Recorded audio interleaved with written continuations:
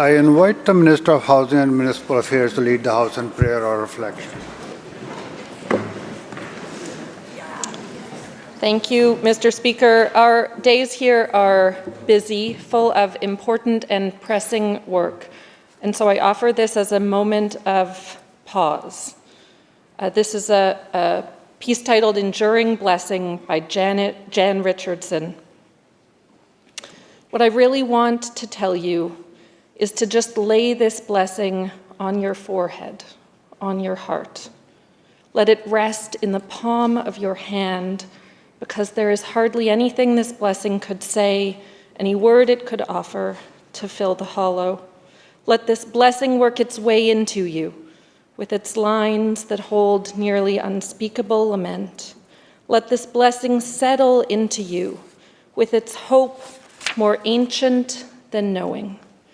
Hear how this blessing has not come alone, how it echoes with the voices of those who accompany you, who attend to you in every moment, who continually whisper this blessing to you.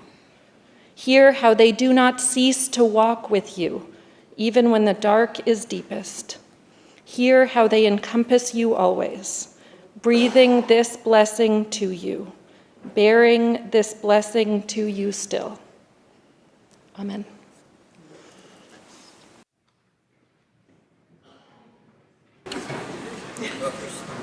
Introductions by members. Minister of Forests. Thanks very much, Mr. Speaker. Really pleased to be able to welcome into the precinct once again members of the Truck Loggers Association of British Columbia. We have President Dorian Nuzell, Vice President Bob Marquis, past President Aaron Service, as well as their new Executive Director, Peter Lister. Truck Loggers Association, an outstanding organization. Really proud of the work that my ministry is doing with them, working on a whole host of issues. It's a real tough time for forestry. I want to thank them for their leadership, being here at the legislature. I'm sure to brief all members, but in particular for the time they'll be spending with my colleagues this evening. With the House, please join me in making them feel very welcome.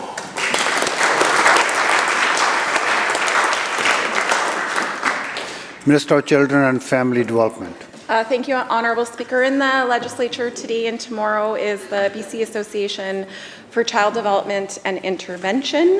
The BC Association for Child Development and Intervention supports all of the child development centres in the province of British Columbia. Every single member in this House has a child development centre that serves their community and the families who have children with developmental concerns or challenges. They deliver services like speech language therapy, occupational therapy, physiotherapy, family supports. These are crucial supports in our communities, and the organizations that deliver these supports are truly amazing. Please help me welcome everyone from BCACDI. Member for Langley Walnut Grove. Thank you, Mr. Speaker. Today in the House is Ursula Nuschler, somewhere, I don't know if I can see her, a fellow Langleyite and a teacher at one of the 3 secondary schools in my riding, Walnut Grove Secondary. She's been a teacher with School District 35 since 2015, previously coming from the private school sector in Ontario and Germany. Oh, there she is. Also a graduate of Langley's Trinity Western University. She's a big advocate for civil engagement and upholding democracy within Canada. And she's here as a representative with the BC Teachers Institute on Parliamentary Democracy. Would the House make her feel welcome?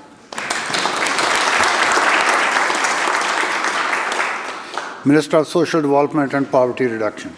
Thank you, Mr. Speaker. Joining us in the gallery today are Bill Clark and John Chaska, both members of the BC Funeral Association. They provide funeral services for very low-income British Columbians. We're grateful to them for their work and glad that they met with my Chief of Staff and Deputy today. Will the House please make them very welcome?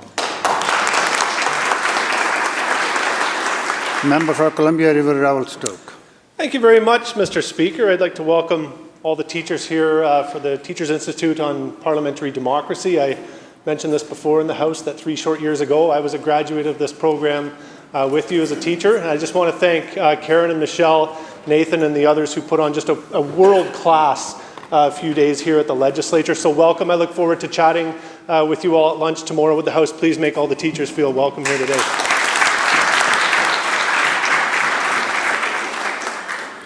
Member for Prince George Mackenzie. Thank you, Mr. Speaker, and I don't mean to follow up the member from Columbia River Revelstoke, but it's not often that we have folks from my riding in Prince George Mackenzie down, but Mary Lawrence is a teacher at Kelly Road Secondary is here in the precinct, so welcome to Mary and indeed all the teachers who are here today. Thank you. Leader of the third party. Thank you, Honourable Speaker. I'm pleased to introduce West Vancouver Sea to Sky constituent Tracy Saxby, who I can't see, but I know she's in the building. Tracy is a marine scientist, a Squamish resident, and a dedicated advocate for the natural environment, particularly at Catsum House Sound, which we know has seen a remarkable recovery from industrial activity. Tracy is founder and leader of the powerhouse grassroots organization My Sea to Sky and the lead author of the BC Climate Emergency Campaign's annual progress reports.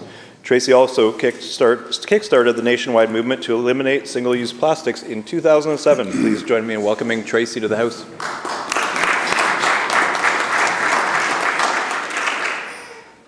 Member for Peace River North. Very much, Mr. Speaker. I'm pleased to acknowledge the 26 speakers as well, and it's great to see their participation and how it reflects a genuine interest in how decisions are made and impacts classrooms across the communities of British Columbia. I'm especially pleased to recognize Matthew Helowell, a constituent from my riding and a teacher at Eco Central Elementary School of the Arts. Matthew is taking part in this program as well as one of the visiting educators, and we're glad to have him here. Also joining us is Mary Lawrence, that was previously mentioned. She's a friend of mine that actually had a chance to come up and visit my riding and visit my farm, who has long taken an active interest in political politics. Please help me welcome Matthew and Mary and all of the teachers visiting the legislature today.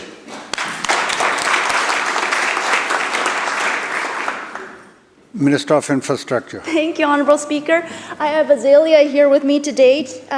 She asked me to introduce her bestie, Lumina Ulande, visiting here with her brother and her father and her mother, Albert and Aurelia. They are coming all the way from North Vancouver to visit Azalea, and Azalea would like to ask the whole house to please help them feel very welcome.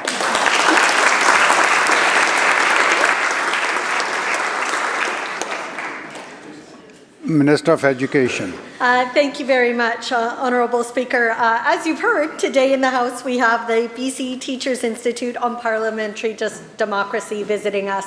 I get to spend some time with them this afternoon and answer some questions. They're going to be meeting with members all across this House and having a lunch with us all tomorrow. And I want to personally, on behalf of government, give them a warm welcome. Thank you. Member for Kamloops Centre. Thank you, Mr. Speaker. As the member from Prince George Mackenzie and others that are a bit farther afield have mentioned, a lot of us don't have people visiting very often, but my riding, Kamloops Centre, does have a teacher here as part of the delegation as well. Justin Hummel is here from the Bird Edwards Science and Tech School, so will House please make him feel welcome as well. Member for Coquitlam Millardville. Thank you very much, Mr. Speaker. I am also very happy to welcome a teacher from my riding here, the great Megan Leslie, who teaches at Charles Best, who is a fierce and devoted advocate for children, especially LGBTQ+ children. Her work in my district has been exemplary, and I'm so proud to have her here in the riding. Please, everyone, welcome her to join us today.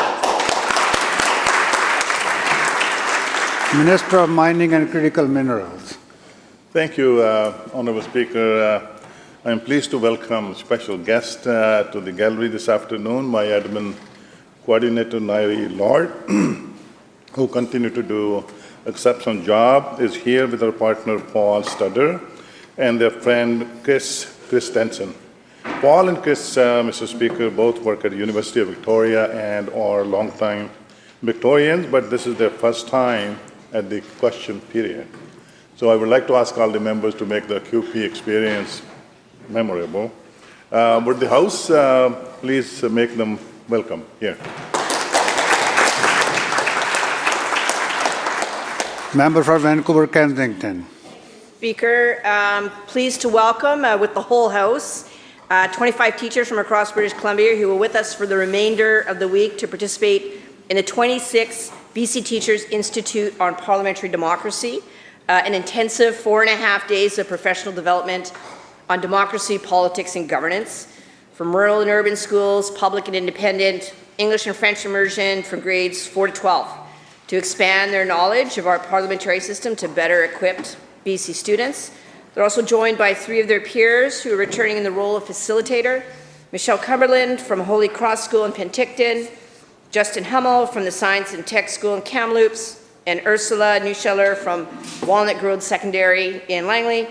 You can meet them at lunch tomorrow, hosted by the speaker, where you can discuss civic engagement in the incredible work they do in their classrooms, and ask everyone to please make them feel very welcome.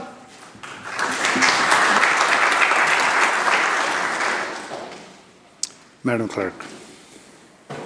Introduction of bills. Statements by members.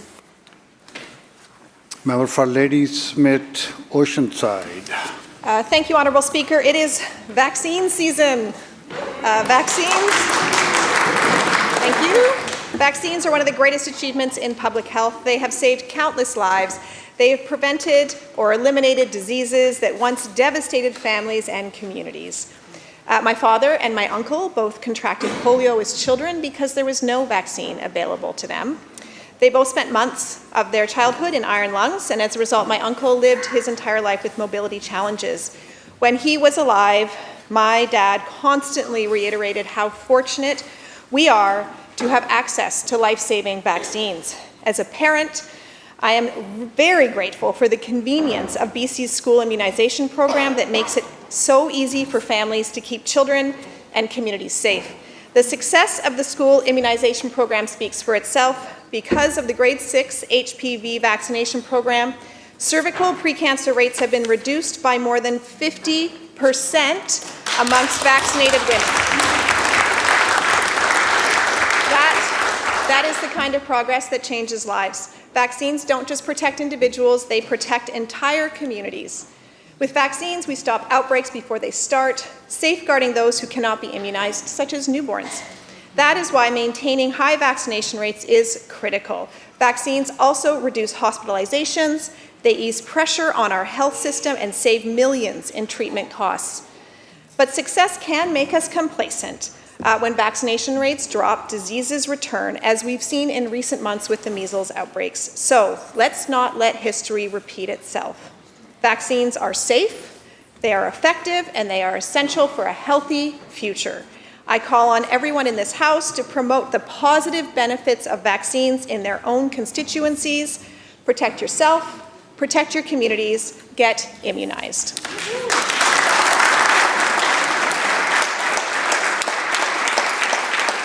Member for Kamloops Centre.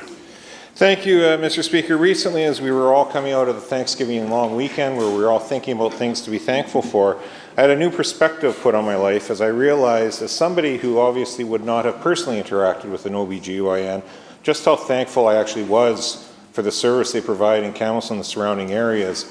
As somebody that has, I suddenly started to do the math and realized I have 13 women in my immediate family in Kamloops alone.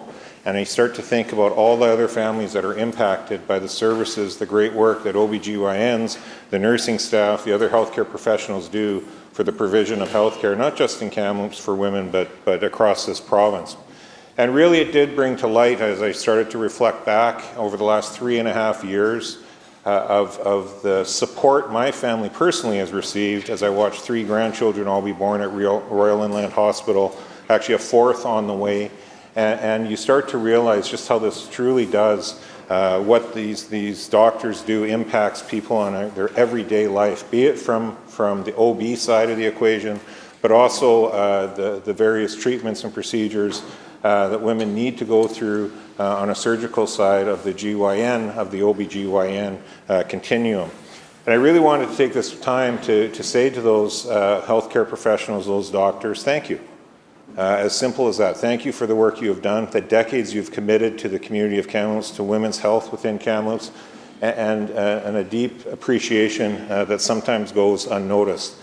And the Royal Inland Hospital doesn't serve just Kamloops. It impacts my colleagues from Prince George Valemont, from Caribou Chilcotin, from Fraser Nicola, from Columbia Shuswap, or Shuswap Salmon Arm, and Kamloops North Thompson and myself. So on behalf of the women that live within that 50,000 square kilometers of British Columbia, thank you for all you do and continue to do for the women in our region.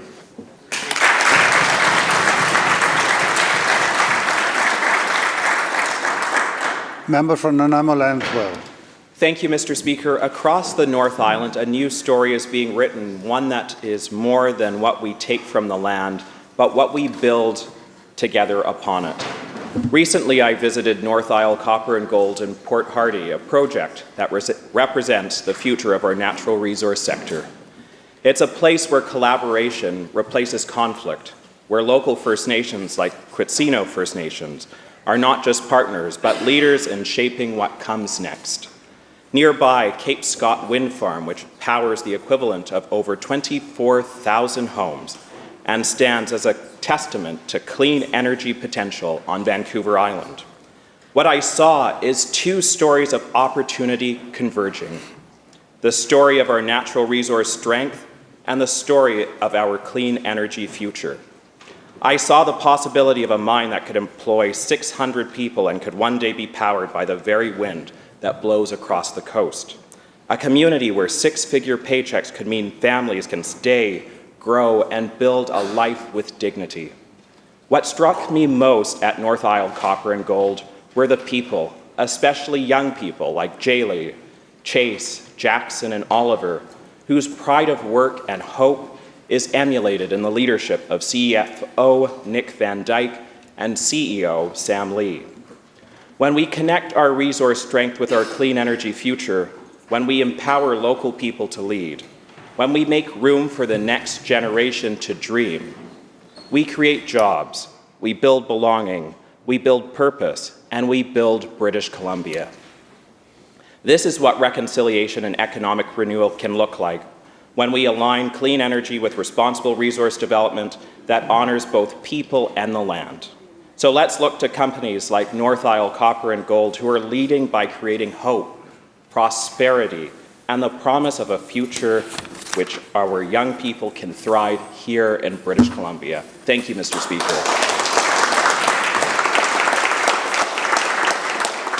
Member for Delta South. Mr. Speaker, I rise today to celebrate the incredible success of a local business in my riding that recently brought the community of Delta together through the annual Barnside Harvest Music Festival. Barnside Brewing is a local craft brewery, and what makes Barnside unique is that ownership consists of local farming families whose roots in the community date back to 1899. Their beer is proudly made from ingredients grown right on the farm here, right in Delta. The Barnside Harvest Festival came alive this year in a way that will be remembered for many years to come. This incredible three-day event was more than just a music festival. It was a celebration of community, farm harvest, local pride, and a place I'm proud to call home. Over the weekend of September 12th, 25,000 plus people poured into Patterson Park, not just from Delta, but from across British Columbia and beyond.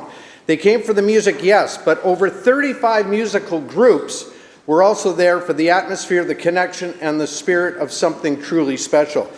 What started as a local harvest celebration has grown into a marquee event, bringing world-class talent and devoted fans right to our doorstep in Ladner, BC. The energy of the weekend was electric, Mr. Speaker, and it was a weekend where agriculture and artistry came together in full force.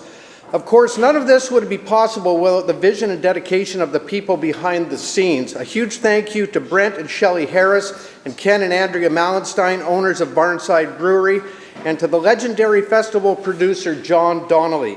Their passion and hard work turned an idea into an institution. Because of them, the Barnside Harvest Festival isn't just an event, it's a statement that community matters, that local farm roots can reach national heights, and that global talent can thrive on our home soil. And what a lineup it was, Mr. Speaker, with groups like the Arkells, the Dead South, Walk Off the Earth, Street Heart, and the Northern Pikes. We are so lucky to have a festival like this in our community.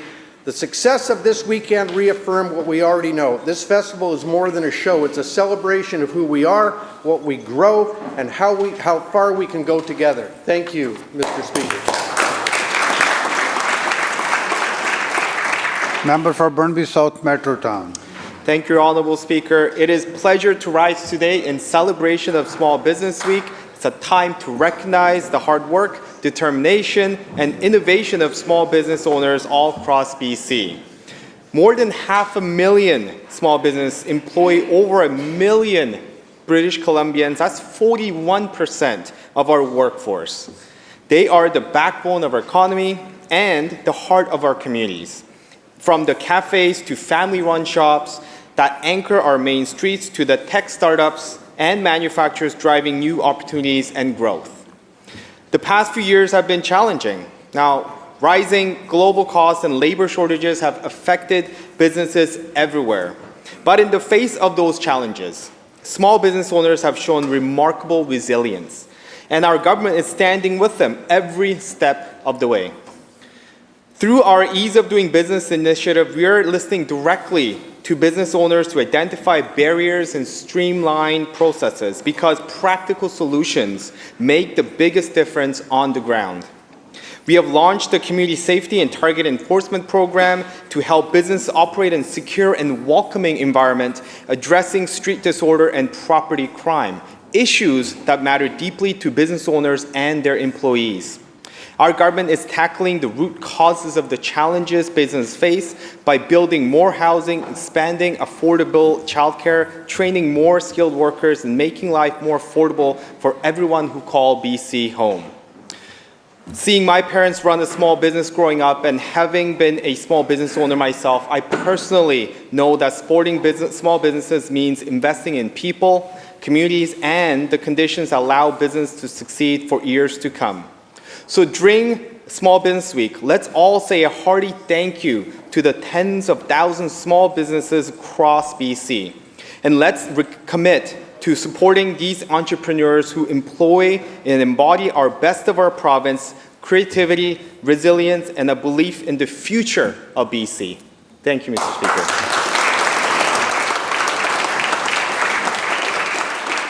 Member for Berkeley Valley Skeene. Thank you, Mr. Speaker. Today I would like to recognize the resilience and strength of the people who, under the most difficult conditions, set forth to explore and develop our Northwest communities. People who, with faith and strong convictions for a better life, headed north in 1898. Discovery of Stewart as a mining camp was offshoot of the Klondike Gold Rush, although the regions are several hundred miles apart. Stewart is tucked away at the head of the Portland Canal in northwest British Columbia near the bottom of the Alaska Panhandle. When the rush to find gold in the Klondike was at its height in 1898, several companies were formed by enterprising promoters who claimed they had found gold.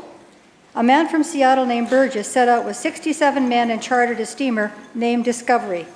Provisions for several months, 26 horses, and camp outfits were in the hold. There was difficulty in discharging passengers and the cargo because the 2 last miles to shore was a tidal flat, which made the muddy and treacherous walking for the men. When they arrived at the destination of the Bear River Valley, it was still deep in snow. For days the party stalled with their horses on Bunko Point, until it was decided to set out on foot for the long hike to the Nass headwaters. They crossed a glacier and 40 miles from the beach reached a large lake now called Maziadin. Although this first attempt to find the placer gold was not as successful as they had hoped, some of the men left. The next year, in 1899, Mr. D.J. Rainey, who had experience in lode mining, built a cabin on 40 acres and prepared for a season of prospecting.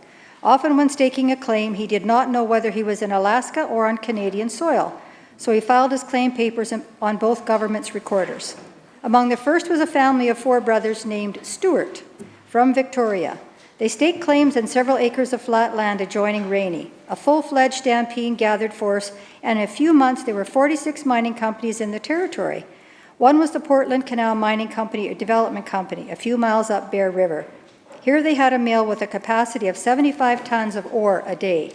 At that time, the boundary between Alaska and British Columbia was disputed, and some maps showed Bear River Valley on the American side. When the boundary line was finally established in 1905, the Stewarts had their land surveyed into city lots, Many sold readily as mining and prospecting flourished. The 1/4 of the town salt retained by the province bought $430,000 at auction, and the boom at Stewart was known on the other side of the Atlantic. The population hit 10,000. This is the struggle of the North. We have opportunity for prosperity and growth. There is a reason that the Northwest is called the Golden Triangle. This is what happened over 100 years ago, and we can have this prosperity again. This is a tribute to all the miners that came, and many lost their lives. Let us not forget the contribution that mining has played to this province. Thank you, Mr. Speaker.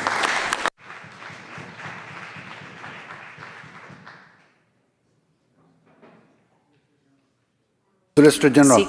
I seek leave to make an introduction. Is leave granted? Aye. Please proceed. Thank you, Mr. Speaker. I'm very pleased to recognize a group of young visitors from my constituency, grade 10 students from Reynolds Secondary.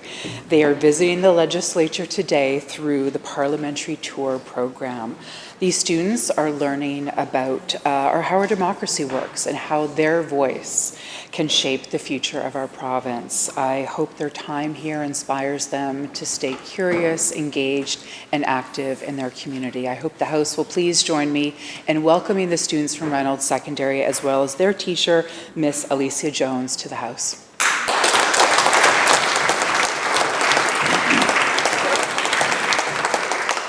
Madam Clerk. Oral questions by members.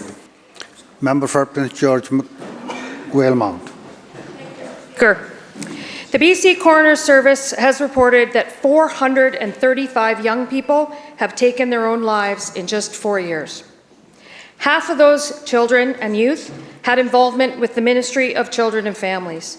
Will this Premier stand up today and admit he has failed young people?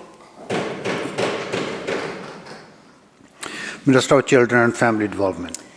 Thank you, Honourable Speaker. The coroner's report was devastating.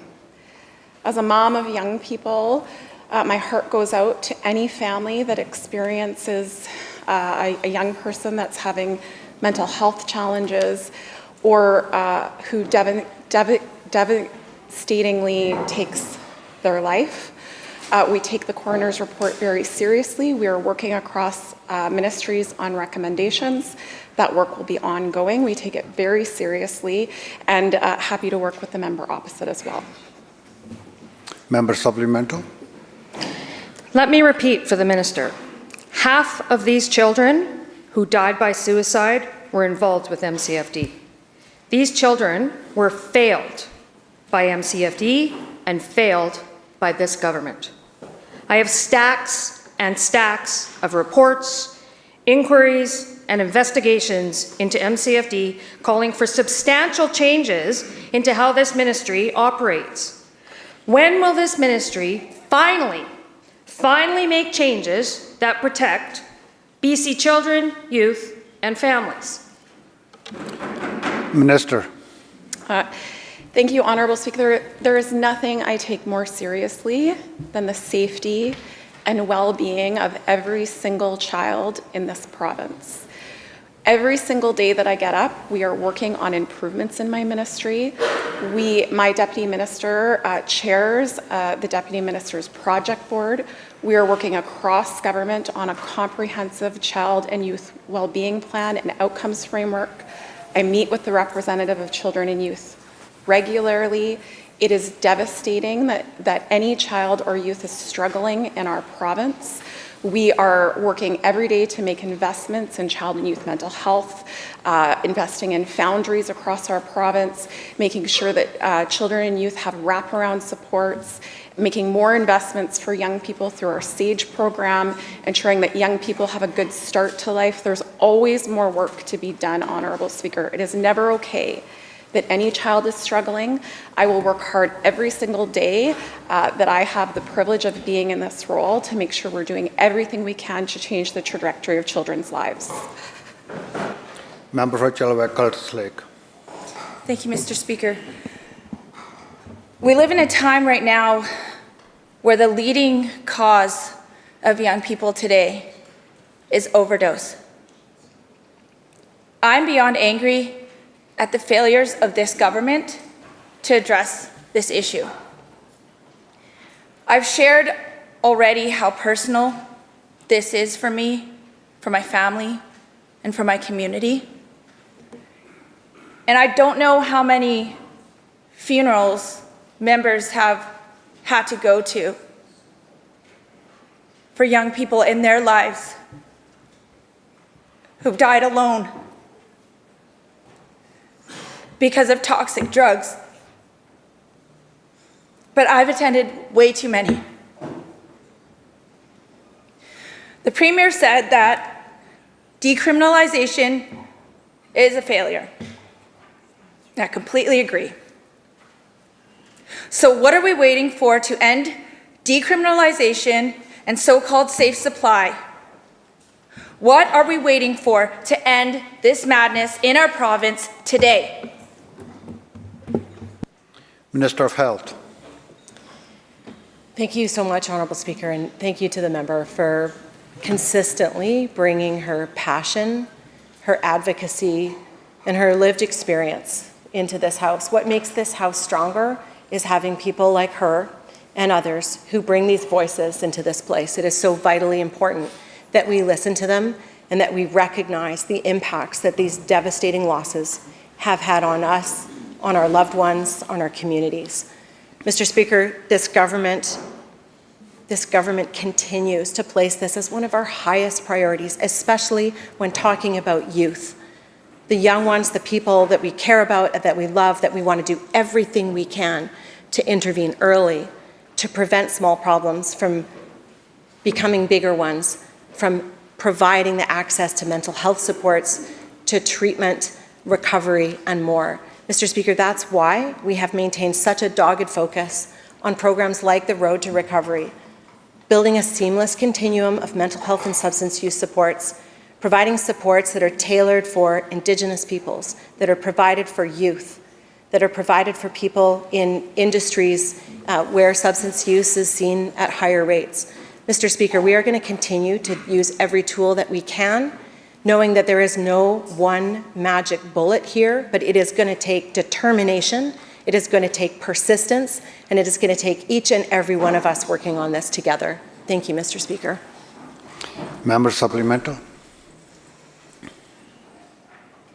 The Minister talks about prevention and acting early.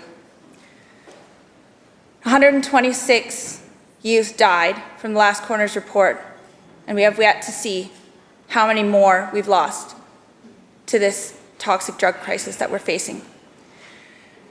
Yet a member on that side says discouraging drug use among children is quote unquote concerning. And I find it deplorable that schools had to send very clear messages to students when decriminalization hit that it was still quote unquote not legal for them. I believe that moment in time speaks volumes to where we're at today. You cannot have it both ways. We see it today, the Premier saying one thing downtown to a crowd, and then the member in this House saying quite a different message. So if you really want to work across party lines, and you really want to work together, here's your chance. End decriminalization today. There's no wrong time to do the right thing. And I'm asking the Premier directly, what are you waiting for?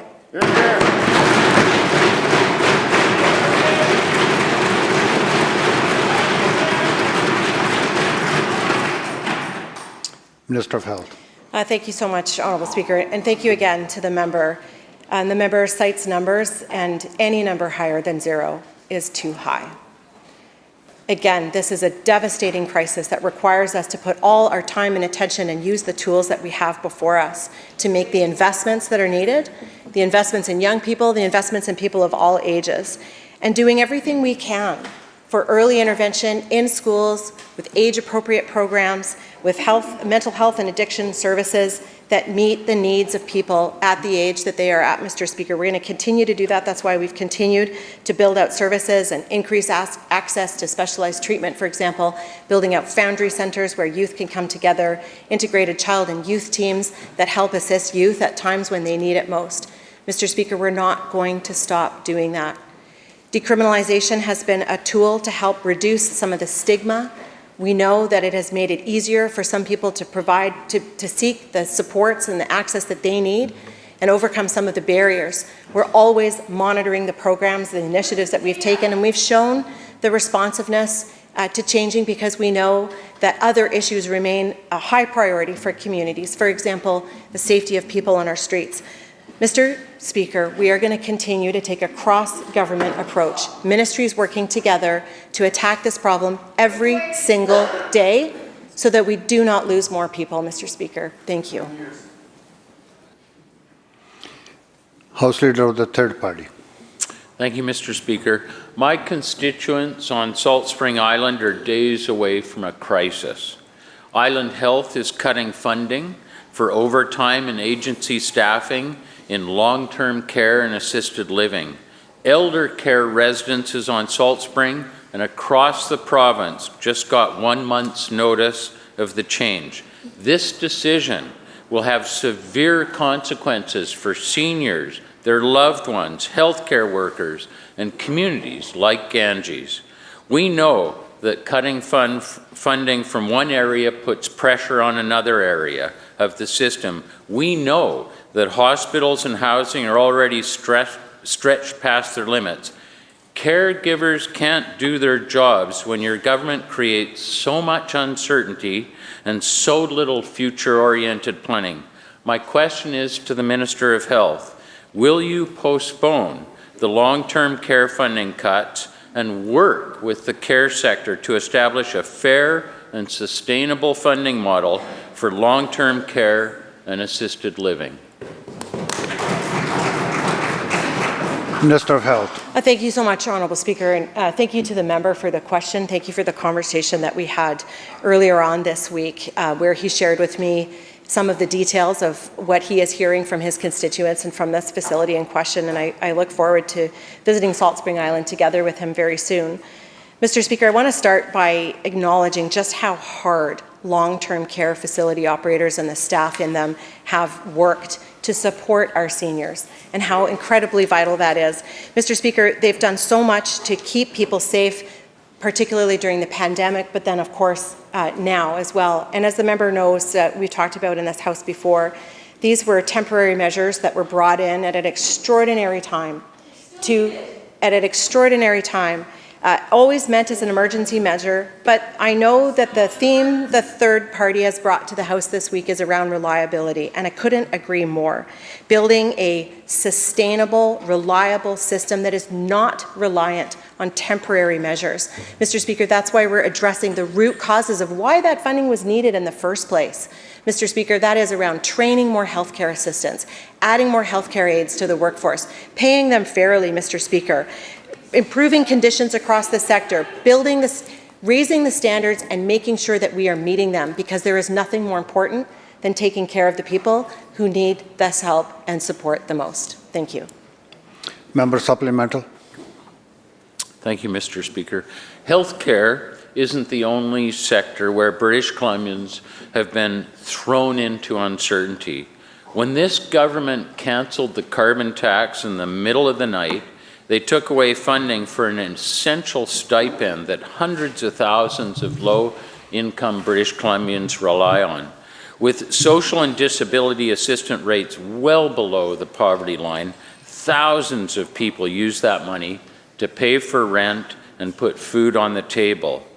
The carbon tax was a victim of weak-kneed politics and conservative fear-mongering. But boy, was it a good program. Combating climate change by making polluters pay. What a concept. Cutting the government's record deficit by bringing in $3 billion every year. Wow, that's a good idea. And yes, putting money in the pockets of BC's most vulnerable. My question is to the Minister of Social Development and Poverty Reduction. First, you cut the grocery rebate, then the climate action tax credit. Why are you making British Columbians' poorest citizens pay the price for your government's fiscal mismanagement and failure to lead? Minister of Social Development and Poverty Reduction. Mr. Speaker, thank you. We are in a time of such uncertainty. chaos from the United States, putting jobs at risk and the cost of living, putting even more pressure on people, that I'm so glad that the investments that our government has been making, guided by our poverty reduction strategy, British Columbia's first, and then our updated strategy last year, has put people in so much better place to be able to withstand tough times right now. That income assistance is up 74% since we formed government in 2017.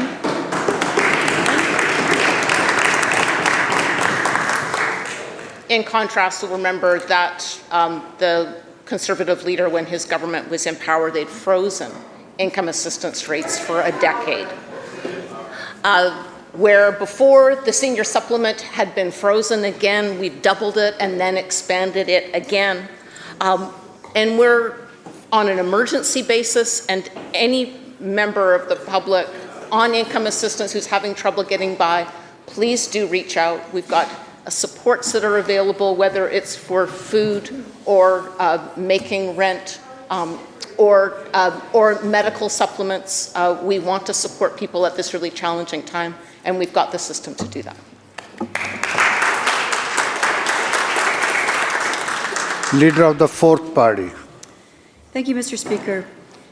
Since the NDP formed government in 2017, it has flooded 1 million immigrants into British Columbia. The excess population has driven wages of BC workers down. It has surged demand for our healthcare system, with ER wait times reaching 14 hours. 1 million British Columbians don't even have a family doctor.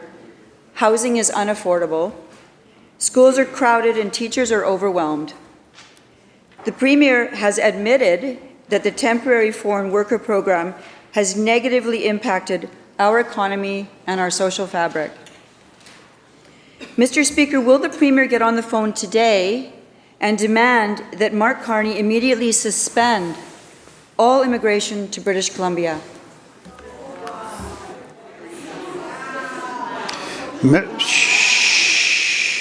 Minister of Jobs and Economic Growth. Thank you.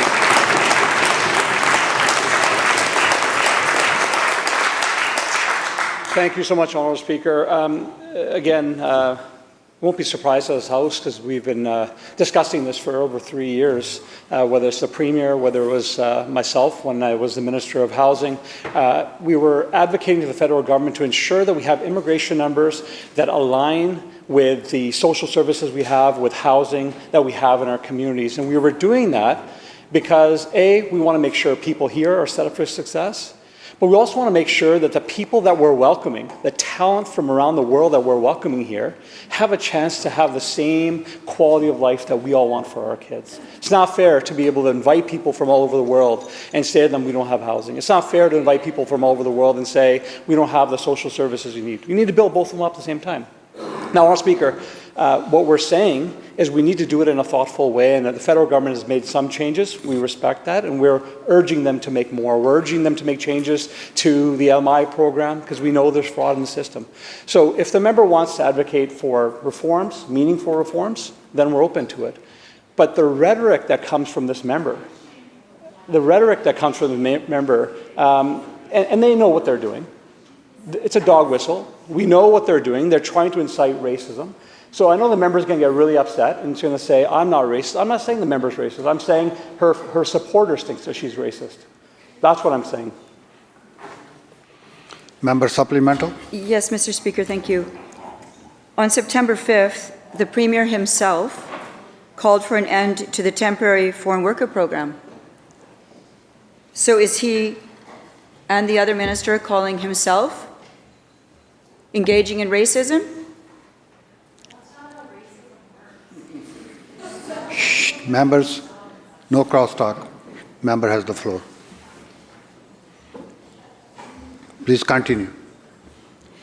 But the truth is, Mr. Speaker, the Premier isn't even calling me or my questions racist. He's calling Canadians racist for wanting to have a border. We are just in the way. The Premier's admission that the temporary foreign worker program should be terminated is not enough. According to the National Post, quote, Nearly half of all Canadians believe that mass deportations are necessary to stop illegal migration. Members, please let her finish. Member, please continue. Member, shh, please continue. Thank you.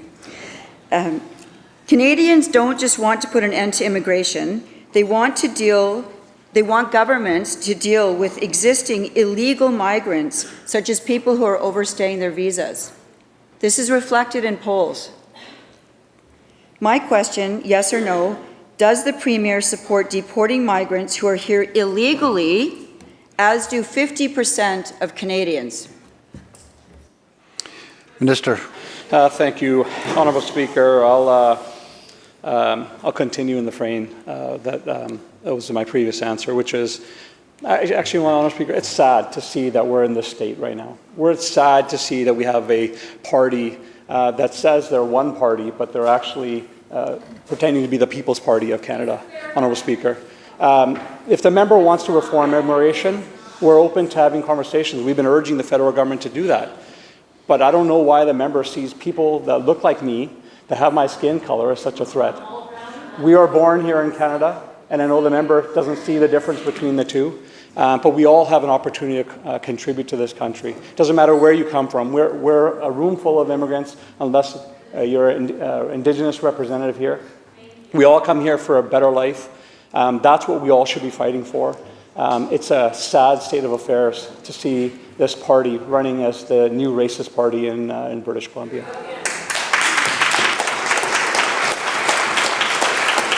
Member for West Kelowna Peachland. Thank you, Mr. Speaker. A business owner in Pitt Meadows was brutally attacked by two men with baseball bats in front of his wife and daughter on his own driveway. His wife tried to protect him and was pushed over. He's since fled the country to keep his family safe, fearing the attackers will, quote, finish the job. People are afraid and have to flee this province to protect themselves because this government can't. To the Solicitor General, when will this government put citizens before criminals? Hear, hear. Solicitor General.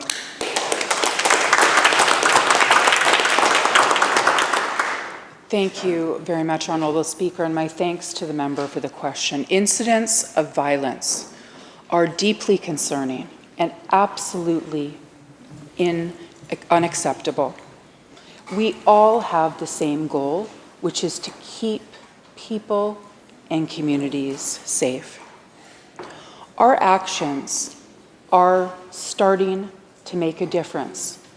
We have seen overall crime severity drop in BC, representing the largest drop in the country. This does not mean that there is not more work to do, and any incidents of violence is deeply concerning. That is why this government is so deeply committed to providing police with the resources that they need to tackle crime, in particular violent crime, standing up programs such as Revoy to monitor repeat violent offenders, standing up programs such as C-STEP and SIGHT to address the challenges of our time that we're seeing in communities around violence and also property crime that I've heard other members speak to.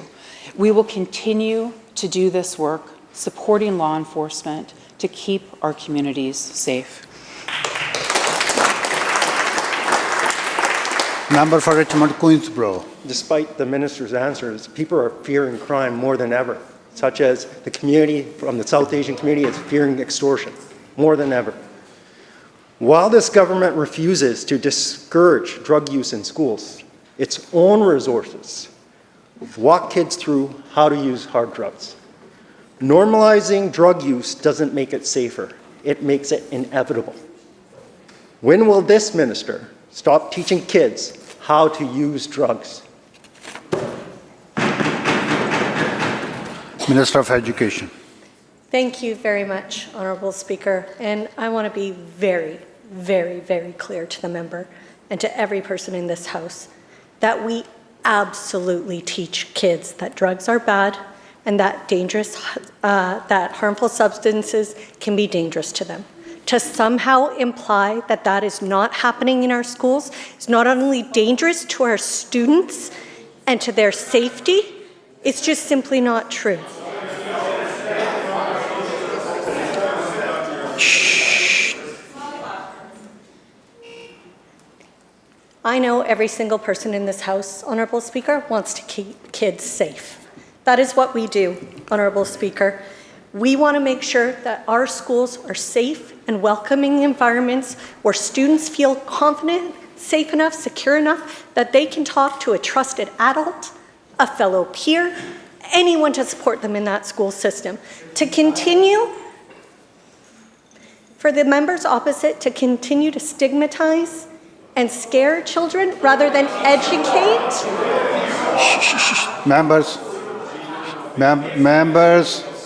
Members, order.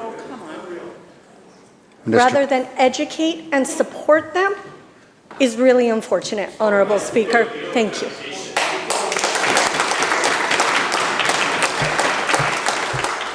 Members, before I recognize the next member, just a caution to members, that bill is in front of the House. People, if you want to ask a question like that, ask in a general way, but not specifically to the bill. Thank you. Member for Abbotsford South. Thank you very much, Mr. Speaker, and all due respect to the Education Minister. If she wants to drop by my office, I will show her the literature, and she can go through page 11 where it teaches kids supporting safer substance use. With the greatest of respect. It is being taught in schools. That being said, Mr. Speaker, I would like to remind this House of the syringe holdup in Smithers, where a store owner was terrorized at needlepoint in front of children. That very same criminal, with over 30 convictions, Mr. Speaker, is now running loose back on the street, wanted again, yet surprise, surprise, nowhere to be found. My question through you, Mr. Speaker, to the Premier, how many chances does a violent repeat offender get before this Premier will stand up and finally put public safety ahead of criminals?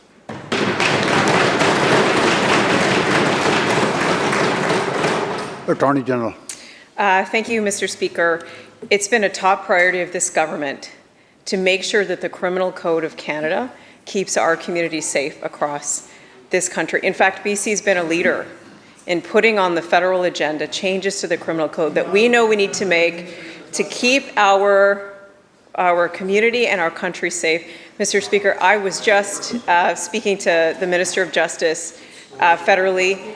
The Prime Minister announced specific changes to the Criminal Code. We heard that they would be introducing it tomorrow in the House. And some of those things I'm watching for are BC-specific asks related to repeat offenders, extortion, intimate partner violence, and a range of other things that will help keep our communities safe. We've been advocating and leading on this, Mr. Speaker, and we'll keep doing that work.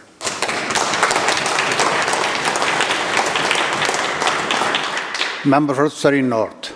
Thank you, Mr. Speaker. Every week, there is a shooting in Surrey.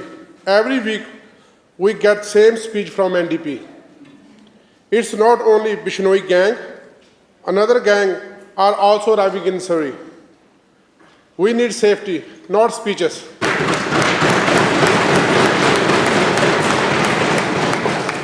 When will this Premier take real action ahead of the politics?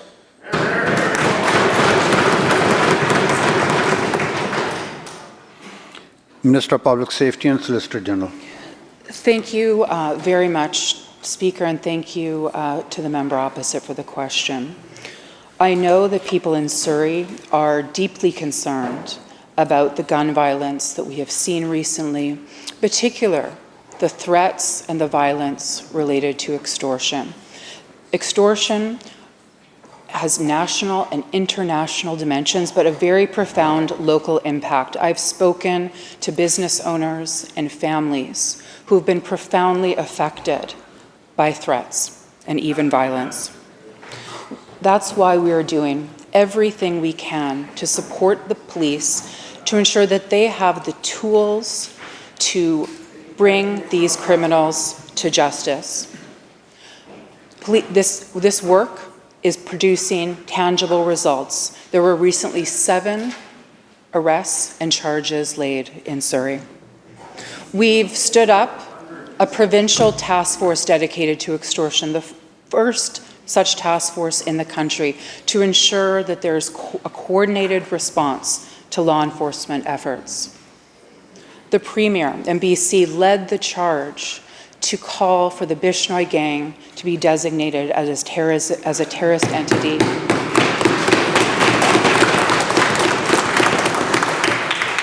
To provide police with more tools, as many tools as possible, that they need to hold these perpetrators to account. Thank you, Minister. This targeted work that we've done to combat extortion. No, this is it's an important question. Thank you. Thank you, Minister. Thank you. Member for Surrey White Rock. Thank you, Mr. Speaker. There seems to be quite a massive disconnect from what's happening in our province and what is happening with this government.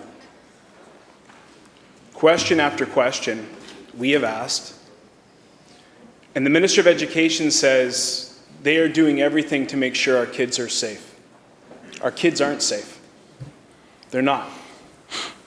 We've shown that with MCFD. We've shown that in the fact that we brought forward a bill in terms of educating our children on the effects of drugs. And what do we get from that side of the house? We get, it's discouraging drug use among children, it's concerning. We have the Premier go to Vancouver and say that decriminalization has been a failure. The Minister of Health gets up 20 minutes ago and advocates for its continuance.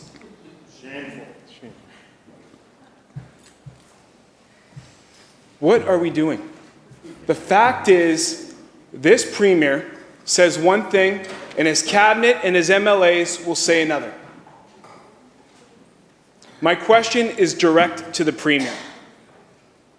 Decriminalization. He stood and he called it a failure. Will he stand in this House today, say those exact same words, and will he commit today to end it immediately? Yes or no? Not a speech, a yes or a no. Will you do it today?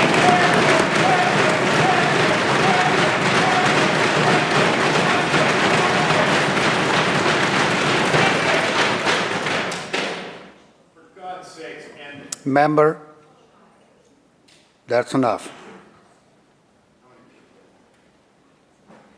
Honorable Premier. Thank you, Honorable Speaker.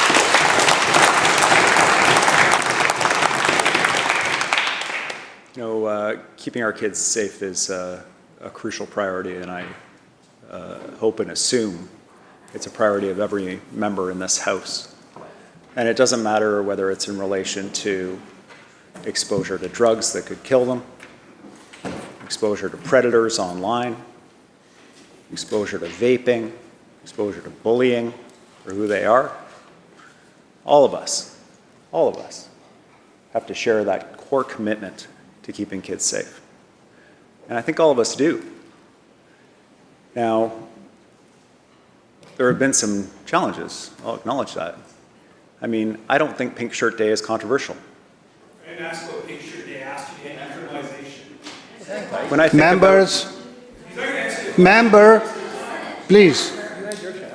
Premier has the floor. When I think about what turns kids to gangs or to substance use or to self-harm, including suicide, it's being bullied, it's being alienated, told they're not valuable, they're not worthy.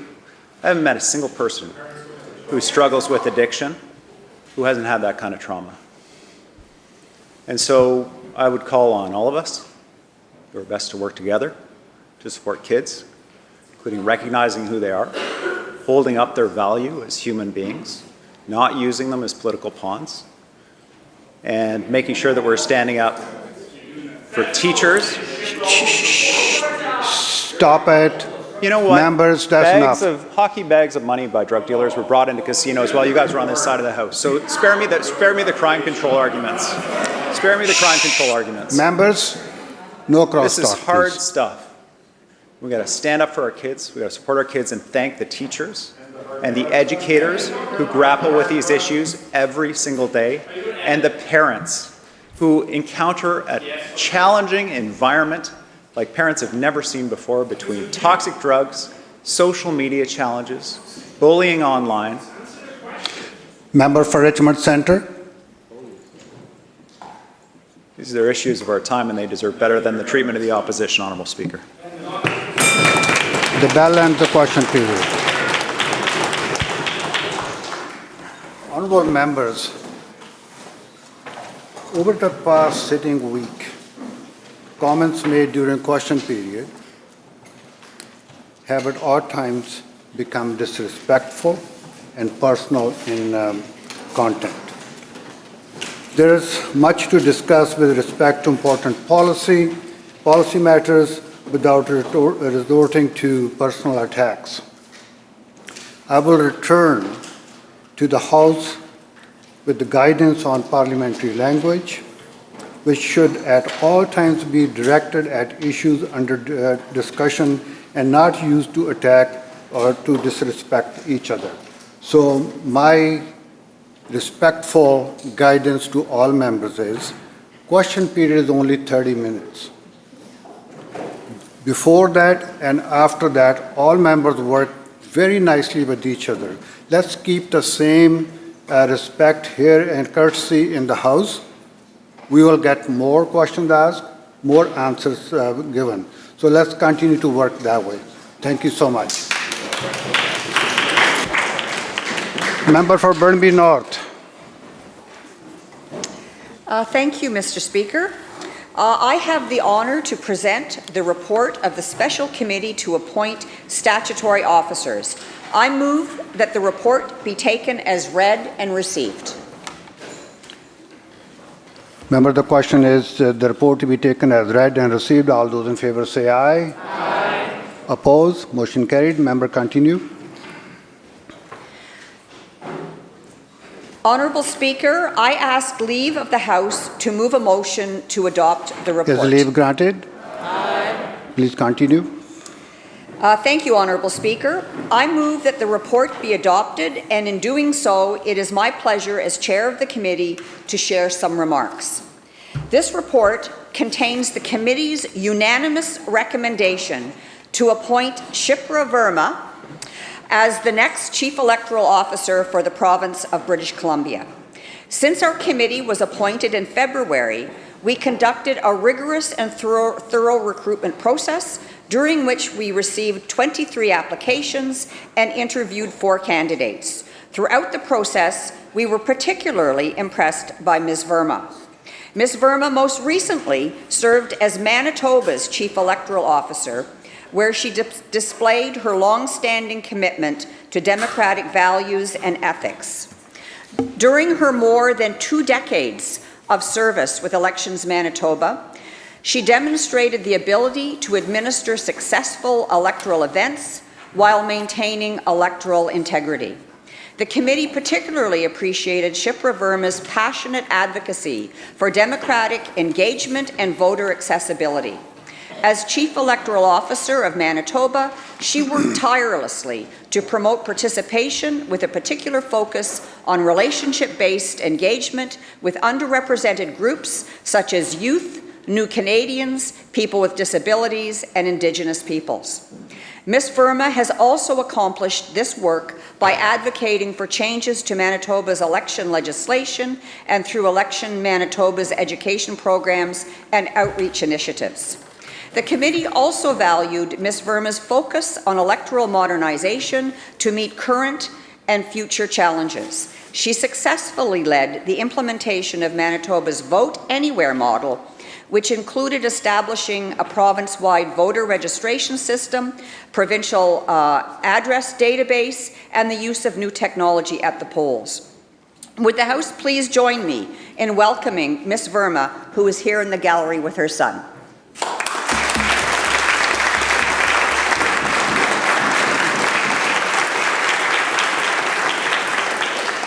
On behalf of the committee and all members of the Legislative Assembly, I would like to express our deep gratitude to Anton Bogman for his steadfast leadership of provincial electoral events and his dedicated commitment to public service as Chief Electoral Officer for the past 7 years. Finally, I would like to take this opportunity to thank all committee members, especially the Deputy Chair, the member for Surrey Serpentine River, for their thoughtfulness and collaboration during our work.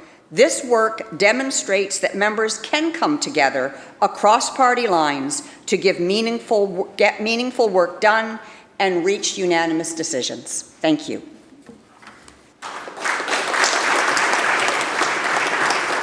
Member for Surrey Serpentine River.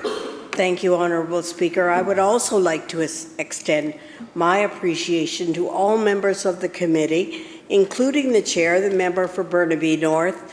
I really want to echo the Chair's remarks that I too have appreciated the collaborative spirit that defined our work together. It was a real privilege to work alongside the committee members in a cooperative and constructive manner to reach this unanimous recommendation. The committee is confident in Shipra Verma's leadership skills, including her focus on engagement, innovation, and staff development. Additionally, Ms. Verma brings a strong financial background, which includes training as a chartered professional accountant and her experience overseeing multi-million-dollar budgets with fiscal responsibility and transparency at Elections Manitoba. Members also appreciated Ms. Verma's insights that while technology is both a requirement and an expectation for future elections, we must ensure that necessary checks and balances are in place prior to implementation. We are confident that her experience will contribute to the effective administration of BC's elections, ensuring continued public confidence in Elections BC. The committee recognizes the significant work that Elections BC performs for British Columbians, and we have no doubt that Ms. Verma's experience, perspectives, and insights will contribute to that ongoing advancement of that work. Thank you very much, Honourable Speaker.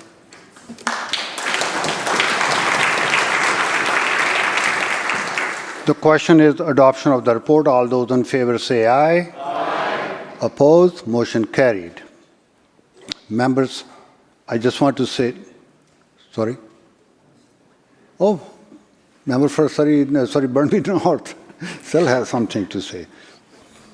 Thank you, Speaker. I ask leave of the House to move a motion recommending to Her Honour the Lieutenant Governor that Shipra Verma be appointed as Chief Electoral Officer for the province of British Columbia. The motion, all those in favor. Is leave granted? Hold it. Is leave granted?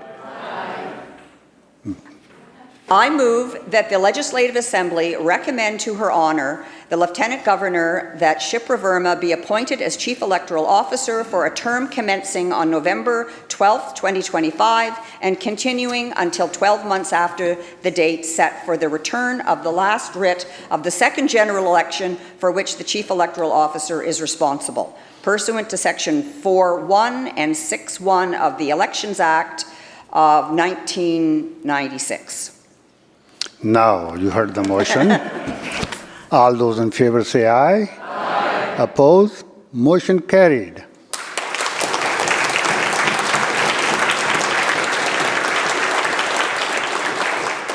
I too would like to say warm welcome to Ms. Verma in her new role as a new election officer of British Columbia. And also, not only on behalf of all the members, but also the all parliamentary staff, welcome. Thank you so much for putting your name into that position. Thank you. Attorney General. Thank you, Mr. Speaker. I have the honour to table the British Columbia Ferry Commission Annual Report 2025. Thank you. Madam Clerk. Orders of the day. Government House Leader. Thank you, Honourable Speaker, before I get to the assignments of orders this afternoon, I have a series of motions that I shall be calling, quite a number of them. Honourable Speaker, I call motion 46 on the order paper. Honourable Speaker, I move motion 46, of which notice has been given in my name on the order paper, which ratifies membership changes to the Select Standing Committee on Aboriginal Affairs. Okay. Don't see anybody standing up. The question is adoption of the motion. All those in favor say aye. Aye. Opposed? Motion carried. Government House Leader. Thank you, Honourable Speaker. I call motion 47 on the order paper. Honourable Speaker, I move motion 47, of which notice has been given in my name on the order paper, which ratifies membership changes to the Select Standing Committee on Agriculture, Fish and Food. Question is adoption of the motion. All those in favor say aye. Aye. Opposed? Motion carried.